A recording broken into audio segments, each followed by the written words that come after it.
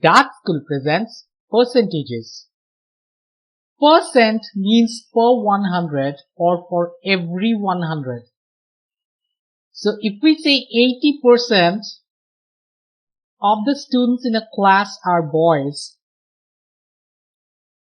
it doesn't mean there are 80 boys in the class. It means that for every 100 kids in the class, 80 are boys. Or if there were to be 100 kids in the class, 80 of them would be boys. If there are 50 kids in the class, the number comes down. If there are 20 kids in the class, the number comes down further in the same proportion. So the percentage actually gives you a kind of idea by saying that, okay, if the total were to be a 100, this is where this number would be. And if you look at this word per, perhaps unknowingly, we tend to replace that with the slash or the fraction bar. For example, when we say the speed of a car is, let's say, 50 kilometers per hour. When we say that, we also write that as 50 km and then a slash and then an hour. So if we follow that same rule over here and rewrite this per 100 as slash 100, and then think of this slash as a fraction bar or a division sign, and then go on to apply it on a certain percentage, let's see what happens. We have 80% means 80 per 100 means 80 slash 100. In other words, this is exactly the same as the fraction 80 over 100. So a percent is a fraction in which the denominator is 100. And therefore, if you want to change a certain percentage to a fraction, all you need to do is rewrite that as that same number that you see in the percentage over 100.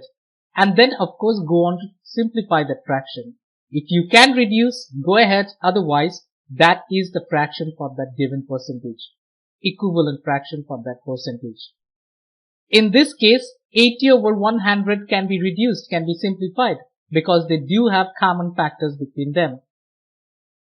The greatest common factor between 80 and 100 is 20, but even if you cannot figure that out in the first step, no problem.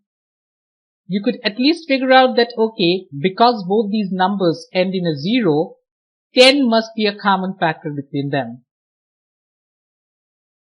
And therefore, you have an 8 on the top, a 10 on the bottom. To be reduced further means divide 8 with 2 and 10 with 2. And therefore, finally, we have 4/5. So 80% has been converted to a fraction 4/5. In the same way, 50% is 50 over 100. And that reduces to 1/2. Now, if you think about this fraction bar, what is it? It's nothing but a division. So 50 over 100 is the same as 50 divided with 100. And dividing a number with 100 means moving the decimal point 2 places over to the left.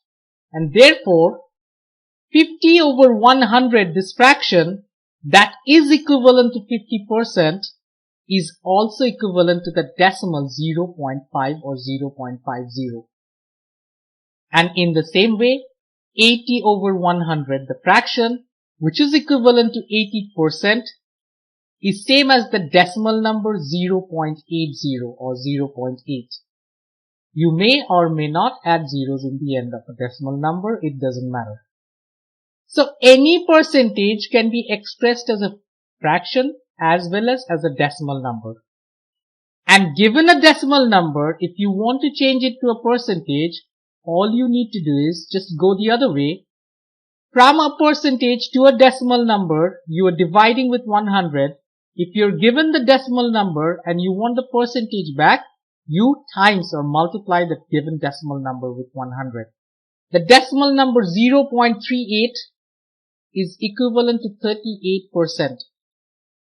If you multiply 0.38 with 100, move the decimal point 2 places over to the right, it comes and sits right next to the 8. 38 point means 38.0 or the number 38, the integer number 38. And then how about changing a fraction to a percentage? Well, to change a percentage to a fraction, we put the fraction bar and we wrote 100 below it.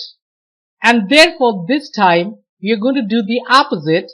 So given the fraction 3/4, if we want to change it to a percent, all we are going to do is times it with 100 on the top with a slash on the bottom. And then what comes below the 100? If there's nothing, obviously there's a 1. And then go on to apply the rules of fraction multiplication. You may want to do 3 times 100 is 300 and divide that with 4, but I always prefer crossing off common factors, bringing the numbers down before I multiply. So I'm going to divide the 4 with a 2 and the 100 with a 2, so that I have 3 over 2 times 50 over 1, and that can also be reduced further. Divide 2 with 2 again and 50 with 2. If you spotted that 4 is the greatest common factor between 4 and 100, you could have avoided this step. You could have got that in one single step. And therefore this is going to be equal to 3 over 1, 2 divided by 2 is 1, times 50 divided by 2 is 25 over 1, which is 3 times 25 over 1, that's 75. So the fraction 3/4 is equivalent to 75%. That's how you would change a fraction to a percentage.